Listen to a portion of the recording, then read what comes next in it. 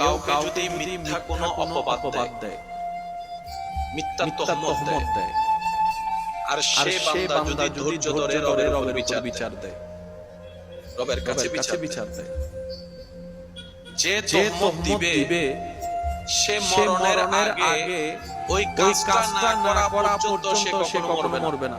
সুবহানাল্লাহ। অর্থাৎ কেউ আপনাকে চোর বলল কিন্তু আপনি চুরি করেননি, অপমান করেছে আপনাকে, এই মিথ্যা তহমত যে দিয়েছে সে মরণের এক সেকেন্ড আগে হলো চুরি করেই মরবে। সে যতক্ষণ চুরি করবে না ততক্ষণ তার মৃত্যু হবে না। আবার অন্যদিকে আপনাকে যে তহমত দিয়ে বেইজ্জতি করেছে, এটার বিনিময়ে আল্লাহ তাআলা দুনিয়াতে আপনাকে ইজ্জত দিবেন, আখিরাতেও ইজ্জত দিবেন। সুবহানাল্লাহ।